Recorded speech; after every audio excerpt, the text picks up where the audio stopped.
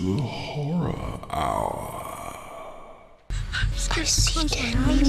We all go a little mad sometimes. Get you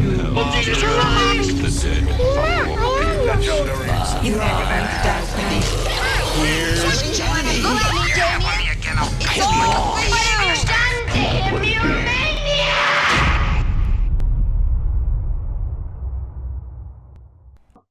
Hello and welcome to the Horror Hour, a place we discuss, we debate, and we disagree on all things horror. I'm one of the co-hosts here, Yutaka, and today I am joined with Jed Shepherd. How are you today? I'm good, Yutaka. Good to see you. Always great to be on this pod. How are you doing? You know, just getting geared up for a good festival, and also just horror's just been really fantastic this year. I mean, Good, yeah. It's crazy. So I'm just because I've seen people saying 2022 is the best year for horror, but we say that every year. I think we're just all excited about horror. So every year that comes, this is the best year for horror. We'll say it next year as well. I don't know. Well, so I guess, I've seen a lot of independent features get a lot of attention. There's been a lot of new voices. Mm-hmm. And I have to use Terrifier 2 as an example, because I think on Thursday night, it did almost as much money as some of these bigger, huge budgeted movies, right? And a fraction of the theaters, because people just wanted to see it. And I've seen posts on social where some people either got sick because it was so grotesque. I was like, oh my God, and so for me, I'm like, I haven't seen that in ages. I was like, and so for me, I feel right now, hopefully maybe next year will outdo itself. But right now, this year has really it's been feeding us so good with all the horror. I know, it's not even Halloween yet as well. We're going to get so much more. It's going to be great. I mean, I don't think, what dropped yesterday? You had, aside from Terrifier 2, Hellraiser dropped. Midnight Club dropped. Oh my, I need to watch that ASAP. I mean, it was just Deadstream dropped a couple of days ago as well. I'd already seen that, but yes, I did. That is so in good. Deadstream. Yep. I don't know where. I kept looking after you had mentioned it, but I was like, Keep an eye on the end. That's I'm gonna have to I've seen that 5 times, but it's so great. Funny. They're great. Vanessa and Joseph are just very talented. I hope they get given a lot of money to make a bigger film now. I know they did the last VHS film, but I want them to go on to do something big. I want to see what they can do. They're just so it's so ingenious, some of the things they pulled off. And I can't wait to see VHS 99 to see what more they do. And I do. I agree. I would love to see what they can do, because it's impressive. It really is. And just on that same note, VHS 85 just got announced yesterday as well. Yeah. It's great. My friend Gigi's doing a segment, which is really cool. Yeah, love Gigi. So oh my God, Gigi's been on here several times. We adore Gigi, or I do, because Bingo Hell, Culture Shock, El Gigante. I mean, I'm like, oh my God. And then I just saw Satanic Hispanics. I haven't seen it yet. I'm dying to. Eduardo Sanchez does a segment, and Alejandro Bruges, I can never pronounce his surname, did a segment. All of the segments they worked so well to this bonkers finale that it was so good. Yeah, I hope that gets a big release, because that was it was funny, freaky. One of my other friends who saw it, there was one scene that made them literally they're like, I almost threw my computer. I was jumping. I go, yeah, that scene got me too. Excellent. Hopefully it was because Gigi likes to make her stuff gory and bloody. So hopefully it was Gigi's segment. Hers was not jump scare, but hers was gory and bloody, and hers hit in the heart. Ooh, cool, a good one. She likes to mess with people's emotions. I love that. Nice. I need to get her to send it to me. I've been too polite to ask, but I want to get her to send it to me. I need to watch it. But I wanted to. So this upcoming weekend, I'm going to be seeing Symphony in theaters, which is kind of awesome. I'm going to get to see it on the big screen. Yeah. And I know you had a hand in helping this get made. So let's talk about, when Clubhouse of Horror originated. Yeah. So, I mean, a lot of my friends right now in 2022 I feel like I've known them for a long time, but in reality, I've only really known them for 18 months. And this is because during lockdown, maybe like the second or third lockdown, depending on what country you're in, we all joined Clubhouse, which is, for those that don't know, is a drop-in audio app where it's basically like people invading your podcast. You're talking about stuff on stage, and imagine 50 people jumped into this conversation right now. That is Clubhouse. That's Clubhouse. And when I joined, I was just like, okay, where's the horror club? Looked around. Oh, there isn't a horror club. So I just innocently started at the horror club in the Clubhouse app. And then with that, I did a regular weekly room every Thursday night called Clubhouse of Horror, where I just invited people to talk about different horror subjects every week. But because I have access to certain horror celebrities, like they came in, which brings in more people. They kind of generated a lot of buzz, and not just in Clubhouse, but in the outer world. Like I got to meet, like I'm now really good friends with like Barbara Crampton, she's like my surrogate mum. Like she's so good. She calls an me icon. She's so cool. Like literally, she's like, I get a call like, who's this? Hey, Janice, Barbara, I'm just driving into the mountains now. I just thought I'd give you a call, see how you are. I was like, oh wow, this is Barbara Crampton, who I grew up idolizing, like watching her in like Reanimator. So it's really cool. And I've got the same like relationship with like Ashley Lawrence and people like that. And like just every single horror icon you can Kane Hodder, they've all been in Clubhouse of Horror. But it's not just about stars, it's about up and coming filmmakers, where they get to discuss the trials and tribulations of being an up and coming genre filmmaker. And these rooms spawn off into different side rooms, private rooms where people discuss things.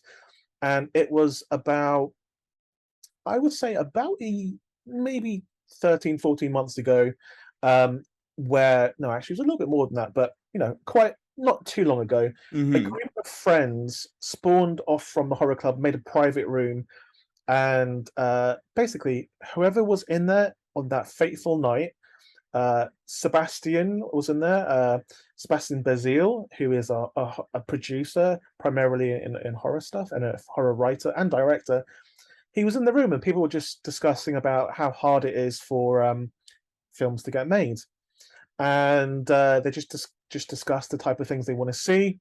And Seb was like, "Okay, I've got an idea. If you guys send me a 10-page script, I will give you a bit of money to go make this into a short." So he just basically did that. He just literally sent them the money to their bank account, not even to a production account, to their bank account, and was just like, "Okay, everyone go make a film." And then that's what happened really, really warms quickly. my heart. I know, right? Like it doesn't really happen. And he just did it. He has a production company called Screen Anthology that he runs with Michael Galvin, and he just persuaded his partner. He just said, "Mike, there's these filmmakers that want to make a film."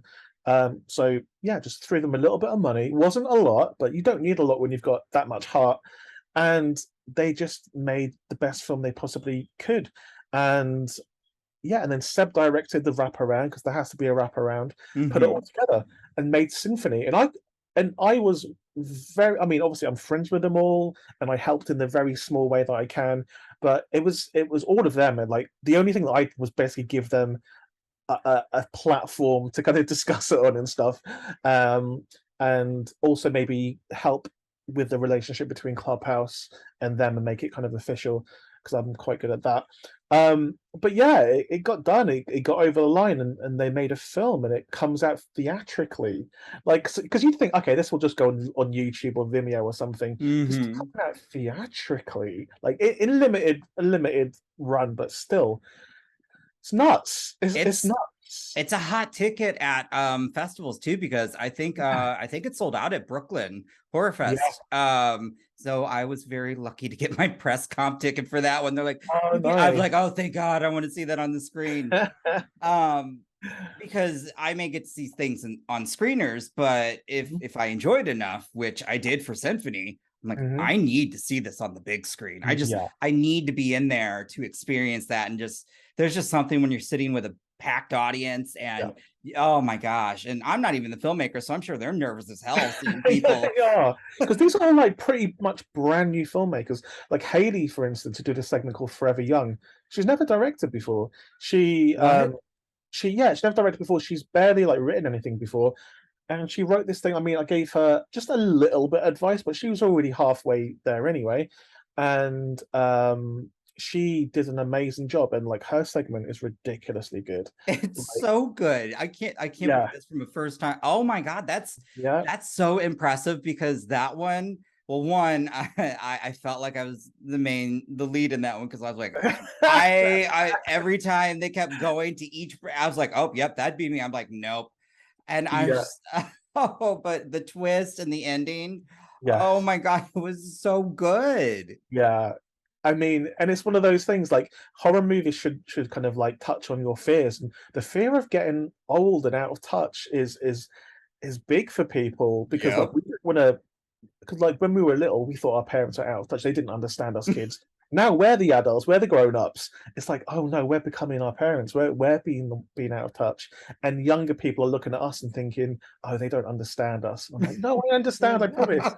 And that's what Haley's was about. Just the hanging on by your fingertips, that last kind of bit of youth you have, which, especially being a woman in film, it's something that's really important, because it's difficult to get old like roles when you're older. Besides Barbara Crampton, who she's in her 60s and she looks like she's in her late 30s.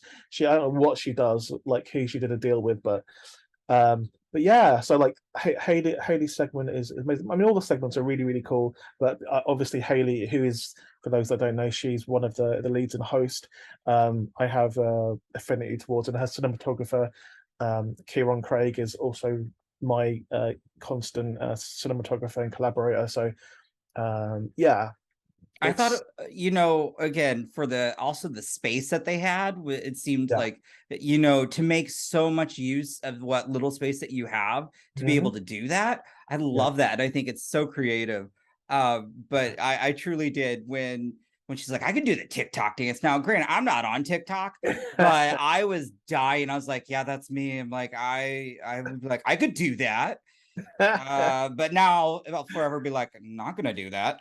And why does there always have to be a clown mask? That opening, I was not ready. I was not prepared. It's a primal fear, it seems. Just like someone who has a permanent smile, that you got like the film Smile. Like, it's something unusual about someone who's always smiling, because we live in a world where there's not much to smile about sometimes. And if someone's this is true. Smile, that's eerie. I mean, and I loved the twist. Well, actually, I also I don't know if they did it in reverse or how, but that actress with the just the way they contorted their body, and I was like, I love stuff like this. I was like, you guys really, that's impressive that these filmmakers just, again, that's One Fateful Night. And it really was, yeah. I was getting pinged into the room at the time, because I was getting pinged into the room, but it was like 5 a.m. for me, and I saw it and I was like, oh, okay, that's going to be nothing. That's going to be someone talking about flipping Halloween 3 or something. I'll go to sleep. The next day, I'm just like, yeah, we're making this film. Seb's sending us money, and I'm like, what? Like, what's going on? This is crazy. And yeah, true to his word, he did it. And then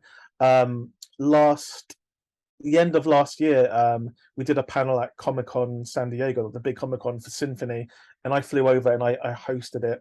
A long way just for an hour, but like I hosted Symphony panel at Comic-Con, which is crazy. That's insane. Yeah, it was so cool. It was my first time at San Diego Comic-Con, and yeah, we did a panel there. It was really, really cool. And then we showed it screening in LA a couple of days later, which was really, really cool. And lots of famous film people came, and like Bonnie Aarons, basically everyone from Clubhouse of Horror and Clubhouse, all the celebrities came to the screening and to the bar afterwards. So one of my vivid memories at the time is me ordering cheesy chips at the bar, which is chips covered in cheese, which I'm from the UK, that's normal.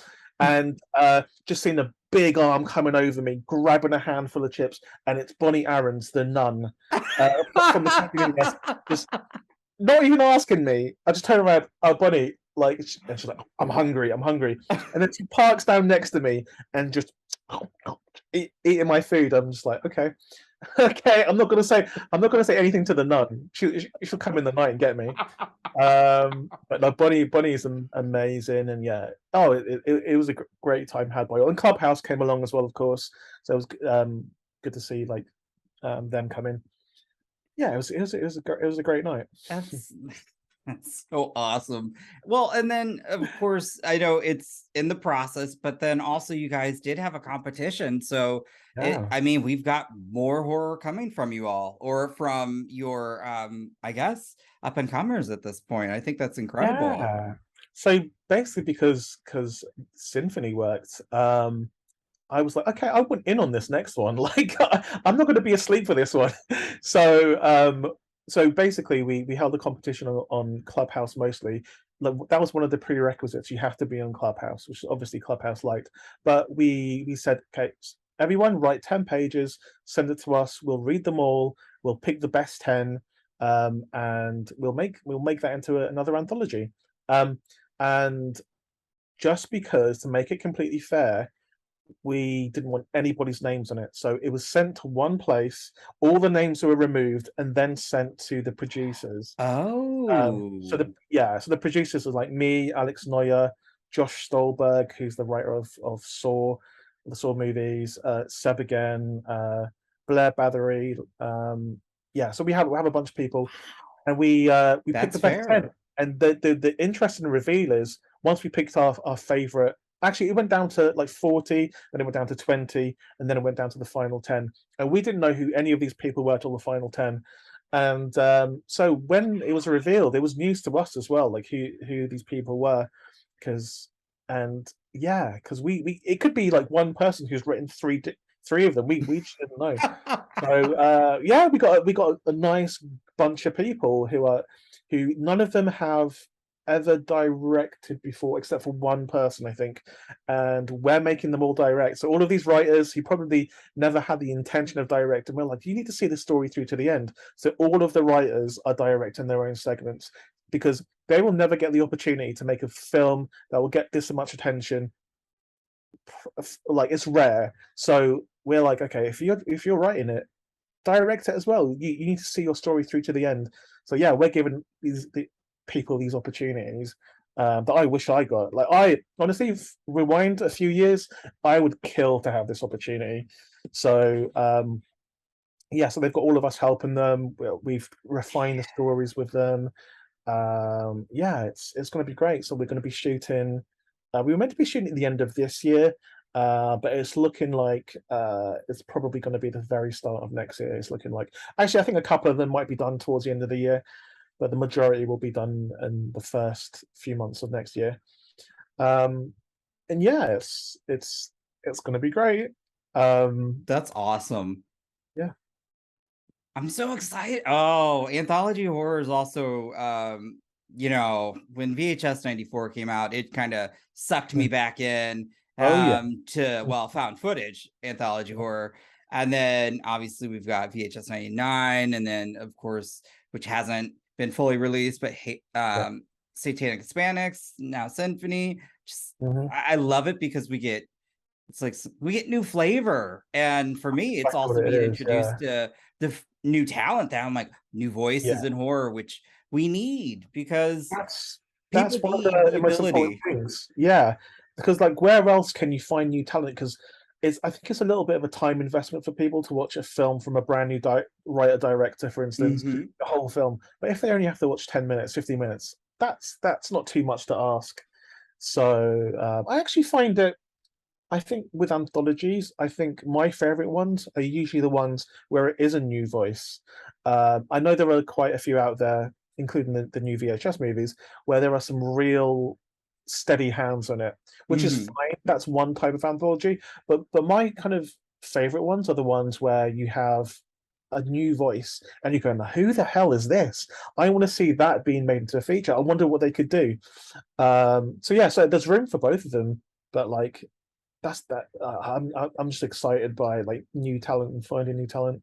And actually, I just remembered myself. I just did an anthology as well. I did a segment for Scare Package 2, which I think is, I don't know when it's going to come out, but maybe the end of the year, maybe the start of next year. I'm hoping soon because I've heard great things about it and I want to see Yeah, it. like I think we've only shown it. I think we've shown it at a few festivals. But yeah, I need to more people to see it. So, and then obviously it's going to drop in the usual places. So yeah, I'm just excited to see what happens next with anthologies. Yeah, Hopefully, no, part in Scare it. Package 2. I've been hearing so much buzz about it, and I keep looking. I'm like, when's it going to a festival? When's it coming to me? Like, I'm I ready. don't know. I have absolutely no idea. Like Paper Street Productions, they make so many like cool films. They just made Shelby Oaks as well, which is Chris Stuckman's I'm kind excited of for that. esque movie. Yeah, I can't wait to see it. Like, and I've spoken to Chris. Like, there's actually a video on Chris Stuckman's YouTube channel that with me and him speaking about it as well. Because I'd read the script and I was quizzing him about it. It's yeah, I just love it that everyone is doing horror. Everyone wants to make horror and interest in horror as well. I want I want horror to be on the same platform as some of these other, big leaguers, to where like it's always, you always got a new horror film opening up at the box office. I think that would be great. That's what I would love to see. And again, yeah, I think, Smile took it by storm. And I think it is going to do like crazy again this weekend. They have one of the best holds. I think they said like only 26%. Or at least that's what the hold was from Friday, which is, that's impressive. We don't get that with any film sometimes. And that's exciting because that was a very disorienting film. I loved it. I've not seen it yet. I've not seen it yet. It's only just come out. It came out a little bit late here, but I'll see it during the week. But yeah, no, I'm looking forward to watching it. And like I've not seen Barbarian yet because that's not out for like another 3 weeks in the UK. I heard like two of our so George and Liam are over in the UK, and George was visiting in New York. He's like, well, what do I go see? Because they're not out over there. And he's like, do I see Pearl or Barbarian? I go, I was like, oh, I know you, George. You're gonna want to see Pearl. I'm just gonna tell you Barbarian, because if you don't know anything about it, just go in blind. And it is, I don't even know how to explain it, but it was so fun and so fresh. And I haven't had that much fun in a while because I didn't know it was coming. And I love that. And that's one of the reasons why I keep coming back to America, because I'm just like, I need to see these horror films. Like I'm meant to be on the cutting edge, and it doesn't get released. A24 are so mean to us over here. Everything gets delayed. Everything gets delayed. I had a meeting with A24 like a few months back, and like after like the normal pitch was done, I was just like, can I ask you a question? Why are you so mean to us in the UK? Like, why do we have to wait for everything? Like, everything is so delayed. Like, absolutely everything. Oh man, it's crazy. I think it's so bizarre because the UK box office does a good amount of portion in the international market, but you guys always seem to be somewhat of the last folks to get movies. It's so weird. But I've signed up to that A24 screening room thing where they screen some of their films like before they come out. You just have to pay a certain amount of money and then you can watch it like for 24 hours or something. That's kind of cool. That's what I've been relying on. I've watched a few things like that. But yeah, it's nuts. It's nuts. So I'm kind of curious then of the I guess the horror that you have seen in the past year, what has been just some of your favorites, or what has been some that have just like surprised you the most? Good question. I think probably, you know what, I keep coming back to Deadstream. I absolutely love Deadstream just because like when I watched it because the distributor sent me, because obviously it's fan footage, so they sent me a screener. And I was like, oh, I heard that this just did well in South by Southwest or something. So I was dying to watch it. and I knew that Shudder had picked it up as well. So I was like, okay. And the guys at Shudder, they know what they're doing. Emily at Shudder, who's like their acquisitions person, top dog, she's got really good taste. So like, if she's bought this, then I know it's going to be good. So I watched it, and I was just like, okay. First 5 minutes was like, it's going to be hard for me to get into this, I think, because I'm like, this is just isn't my world. And then after that, I was like, oh no, now I get it. I get it. This is amazing. They're doing like an Evil Dead 2 style thingy. I absolutely loved it. It's funny as hell. The whole end sequence is really cool. They are obviously, I would say, influenced a little bit by Host, I would say, in some of the stuff that happens, in some of the camera movements, and then obviously, like at the end of the film, we discussed this before. I see myself in this film, not just a metaphor. I actually see myself in this film, and I was like, "What? Am I dreaming?" So, like, I message Joseph, the director and writer and star, and like, "Hey, man, like, I know you don't know me, but did you put me in your movie?" He's like, "Yes, I did. Yeah, I've followed you for ages. I love your stuff." And I'm like, man, that's so fucking cool. That's it's so cool. I'm so like honored. Like, I'm not going to spoil it, but like, just if you look carefully, and there's Host references basically as well, not just me. So I just thought, wow, this is really, really cool, and I just love how simple it is. And I mean, obviously, something bad's going to happen. If someone's locking themselves in a cabin in the middle of the woods, bad stuff's going to happen. As soon as that lady turned up, Oh my like, you god, just that think, was so oh funny. no. Well, Yeah. I got the I need to post that interview, but I loved asking them because it was one of my favorite things I found so unique in found footage. Yeah. Because found footage, you don't really get a score or anything. I was like, I Yes. loved the mixtape. That was so Yeah. badass, and I was like, oh, it kind of changed the vibe of the film for a moment. I was like, this is hilarious. Yeah. I was like, okay, I'm feeling this. Yeah. No, I think it's great, and honestly, it just feels really fresh as well, because it's really hard to do new found footage. Like, Mhm. there's people making found footage films left, right, and center, and most of them never get seen. Like, I don't know if you That's if true. you went to the virtual found footage festival that happened about, I don't know, for 4 or 5 months ago. I got to It's see called the some Unnamed films there. Festival. Yeah. Yes, I saw a few films. I don't know if I saw Outwaters there. Oh yes, yes, yes, yes. Oh, I can't think of the name, but it was so good. And it was this kid going back to his childhood home, Oh, and okay. kind of felt like sci-fi because his dad had just passed. Oh, I need to find out the name. It was very like, Interesting. by the end of it, everyone in the chat room was like, "Oh, we weren't expecting that punch to the gut." Like, it was, Yeah. oh, it was deep. And by But the it way, was good. that thing of like watching a film with a whole bunch of other like people talking in chat as it goes along, I love that stuff. It And was so much fun. yeah, And then there was the one, it was a foreign film, and it was this crazy guy dancing in his underwear or something, and we're like, what is going on? And then it pans over, and there's just this dead woman, and then he's like cooking her up kind of thing, and I'm like, we're like, what the fuck just happened? It was so, and yeah, like, because all of us in the chat were like, well, we didn't see that coming. This was quite amusing, and I wish I wrote all the names down, but yeah, Mhm. I want to say like 3 or 4 films there, and I thought that was very unique. I was like, that's so cool, because like, I don't know if I'll ever actually get to see these, and I haven't heard much about them besides Outwaters is still hitting a bunch of festivals. But I was Yeah, just like, huh, that's a good there's a point. few. You're right. I don't think that is kind of sad because a lot goes into it. I Oh, mean, so much. Like the Andy Baker tape. That I think people are talking about the Andy Baker tape. Did you watch that one? I think that might be the, hold on. Yeah, I'm The gonna have Andy to look Baker that one tape. up. That That sounds one was so pretty familiar. good.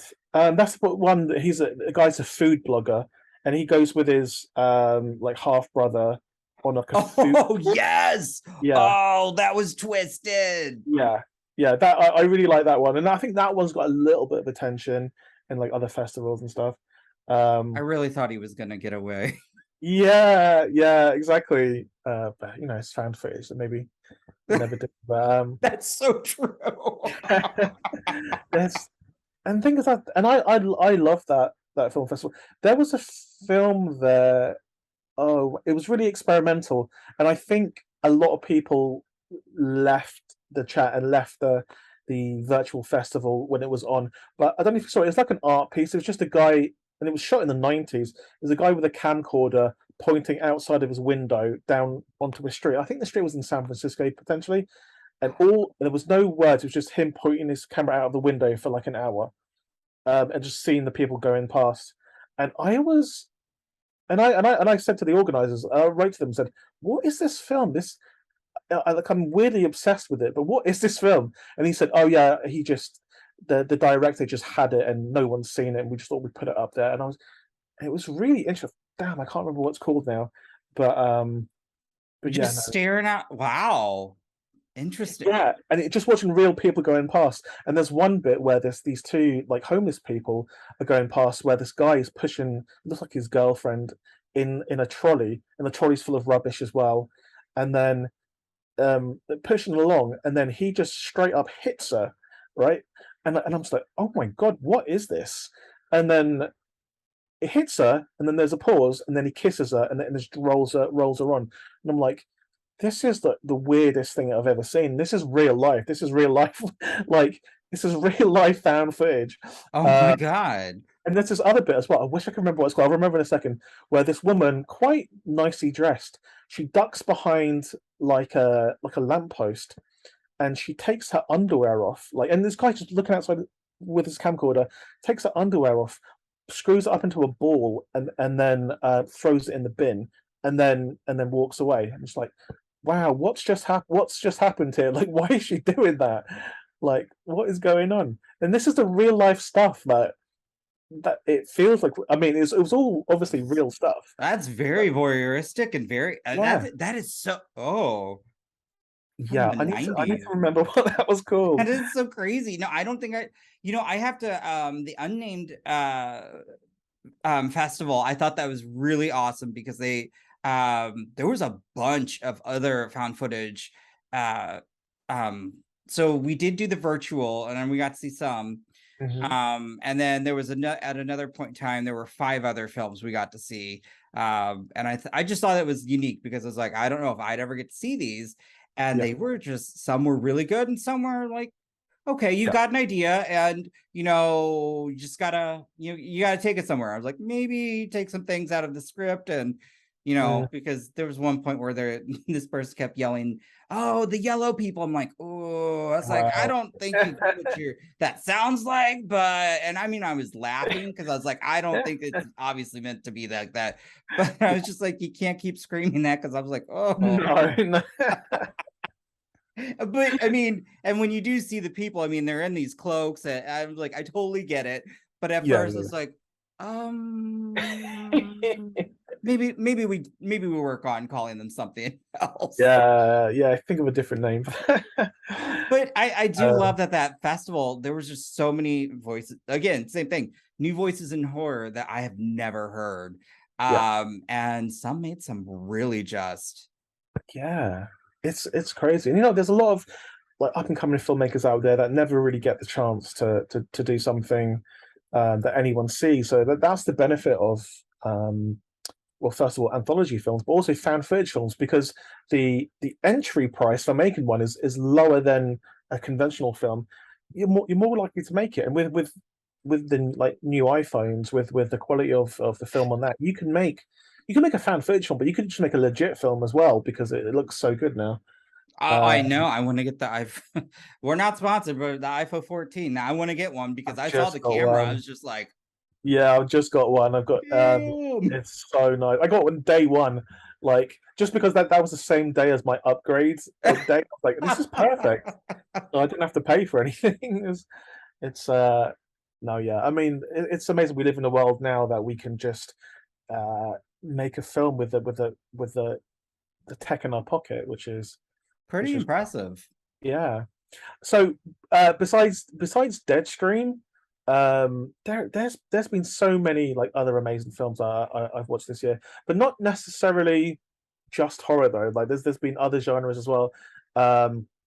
Like, and I've rediscovered like old films as well. Mm-hmm. There's a project that unfortunately I can't talk about, but that I start shooting in 3 weeks. It's going to be pretty big, and it's I was inspired from this like sci-fi film from 1980 called Somewhere in Time. I don't know if you've seen it. It's Christopher Reeve and Jane Seymour. I have And not, but I will have to look this oh, up. Interesting. it will make you believe that love exists. Honestly, that film, because it Aw. is so good. It is so good, and nobody talks about it. Soundtrack is amazing as well. Like when the strings that come up, you just think, "Oh my god, this is everything." But it's basically Christopher Reeve. He's in 1980. He sees a painting of this woman from 1920, and he falls in love with this woman. Right, so he figures out a way to time travel back to meet her, and he loves her so much he just figures out time travel and he goes back to meet her. Okay.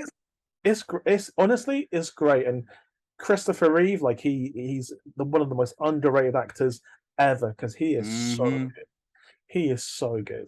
Um, yeah, and I think that's why we haven't had a Superman movie that's been good for a while, because you can't have someone as like as good as Christopher Reeve, because him playing Clark Kent is amazing. Um, but yeah, I'm trying to think of some other like I would horror ones agree. I've seen recently. That's good. Oh, I went to Fright Fest, I guess.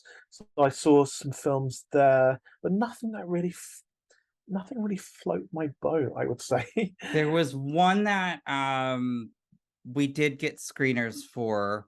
Well, there were Mhm. a couple I think might have gone there, but I will say I did like follow her because I thought I love morally ambiguous protagonists, Mhm. and they certainly were, and they kind of had like a little bit of found footage Oh, the way they were doing it, and it was very disturbing because it was just a woman purposely doing her job, which was somewhat of a fetish model, but she would be recording everybody without their okay. consent, Ah, and then it gets turned around on her in a sense, like, and it's conspiracy theories, all this. It was kind of fun. I loved it.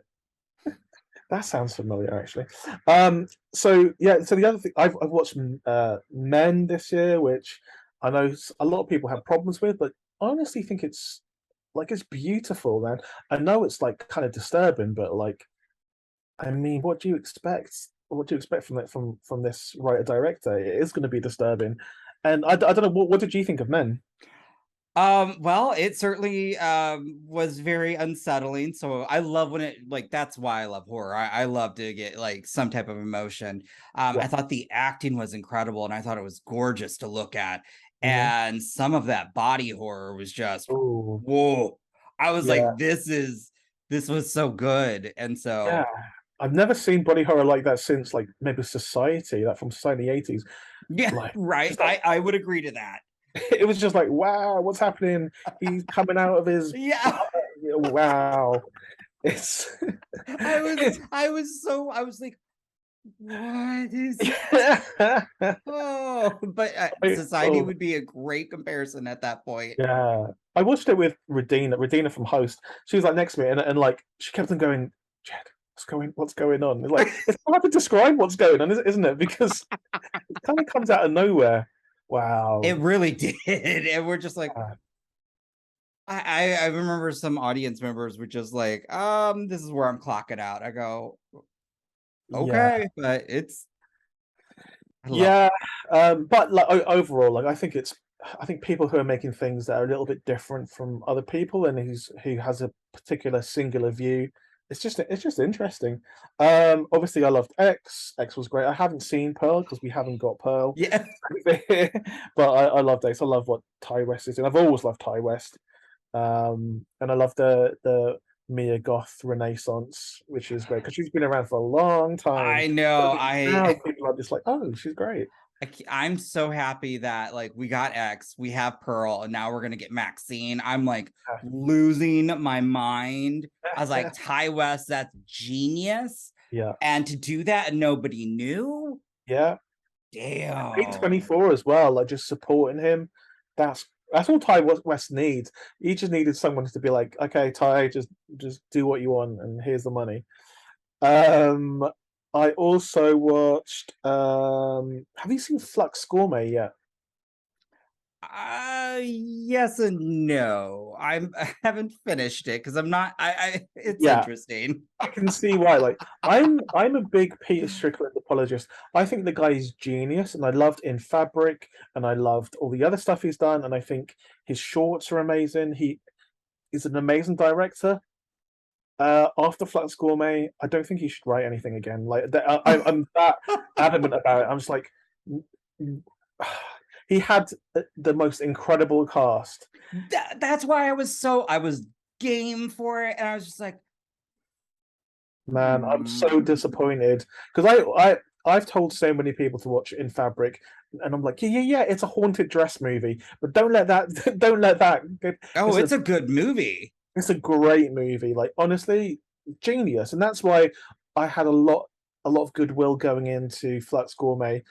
But I watched it and I was just like, okay, this is going to be really difficult to watch, but I'll try my best. I think it took me 3 sit-ins to watch it, but it's crazy. And I know a lot of people who actually really like Flux Gourmet, but like it's not for me. Yeah, I do need to finish it because I should. Yeah, I can't truly judge it until I do, but yeah, it just it lost my attention, and that's a shame because, like you said, that cast. Yeah.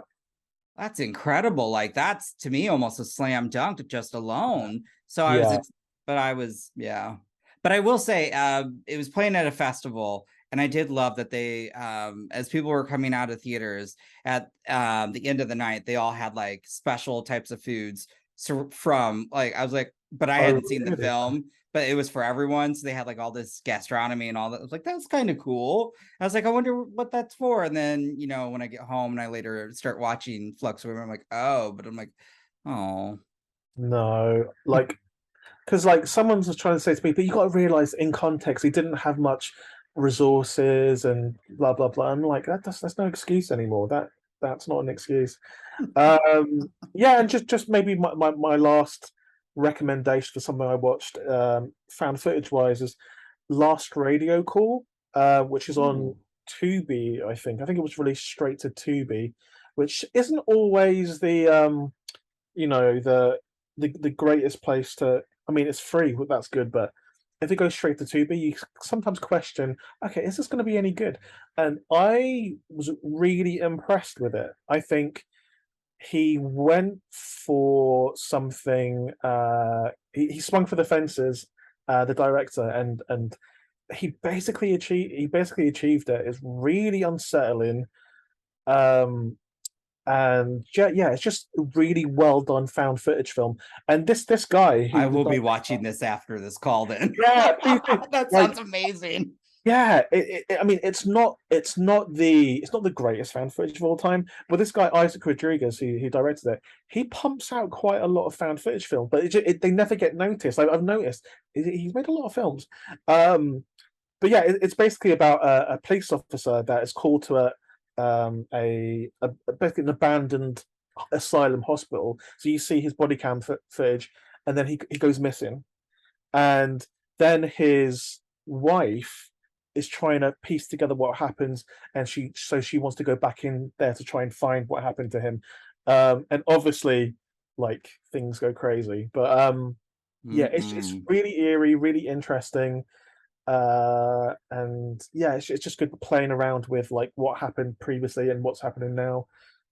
Yeah, it's good. That sounds really good. Tubi gets a lot of stuff that people don't realize, and it's a shame. I've got some guilty pleasures on Tubi, but I'm gonna have to check that out because that sounds really good. Oh man, I'm looking on this guy's letterbox. He has shot 12 found footage films. No joke. 12 found footage films. 3 of them this year. No, 4 of them. 5 this year. Wow. 6 this year. He's made 6 found footage films in 2022. Wow. What is going on? All features as well. Yeah. How does one find the time? I need to speak to this guy. It's like, how are you doing this? How are you doing? Oh, he has one that's a bit like Host called Deadware. Interesting. Okay, I need to watch that. Oh my god, he did Deadware? He did Deadware, yeah. That was Is that good? Okay, I'm glad you that was from the Unnamed Found Footage Festival. That was my favorite from the festival. Deadware is so 90s and it's oh my god. I love how they did it. It just brought back those dial-up memories in a sense. I loved Deadware. Awesome. Okay, that's on Tubi as well, so I'm gonna watch it. Oh my god, yes. That was the one I really loved. Yes, when we did a ranking, that was in George's top 5. I think that was my number 1 from cool, perfect. Oh my god, what? Damn. His films are on Tubi as well. So okay. Yeah, Isaac Rodriguez. I need to speak to this guy. Well, if there's a collaboration, guys, you hear it here first. No. Yeah. Oh man, I've spoken to like every single person that's ever done a found footage film ever. Like, honestly, I love that you have that passion for found footage because, I mean, that's like George's bread and butter. I'm becoming a bigger fan as that's good. I start to see more. But George gets annoyed when I always be like, but it all started, it all started with Blair Witch. And that is still one of my favorite films of all time. The marketing, is like that film still gets under my skin. And I love it. I wish they would do a re-release in theaters just so I could see that on the big screen again. Well, it's the 25th anniversary. It's soon, like 2 years' time. So I'm sure. I mean, there's already talks of like things happening for that I know that maybe I'll be involved with, but we'll see. So yeah, I can't wait. And like Lionsgate are trying to make another Blair Witch project as well. We'll see if that happens. But yeah, it's a good time for found footage film because everyone can make one now. Everyone's got a camera in the pocket. This is very true. Yeah, I'm not that talented, but also I've learned I hate to edit, and so not for me. So well, I just want to thank you for sitting down with me. I'm really excited for folks to check out Symphony. I'm just excited for folks to check out more found footage. Sounds like we've got some recommendations that have already been dropped on here. Honestly, just go check out. I guess I need to go peruse Tubi some more. That's impressive. Yeah. But also Deadware, I would highly suggest. I'll watch that today. If you have Shudder, though, also Deadstream. You are absolutely correct. It's phenomenal. And see if you can spot me, everyone. Like, see if you can spot me at the end. I still can't though. I think, but you said there's a lot going on though. There's a lot going on at the end. So but it's still hard for me to. I still haven't spotted it, and I've seen this film like 5-6 times now almost. Yeah, no, I'm there. But yeah, go check that out. And once again, thank you. And I can't wait to see what you do next because thanks. I mean, I know you've got stuff planned, and so I'm very excited. Yeah. Thank you, man. Thanks for having. Listen to me. Thanks for coming on. Anytime. You have been listening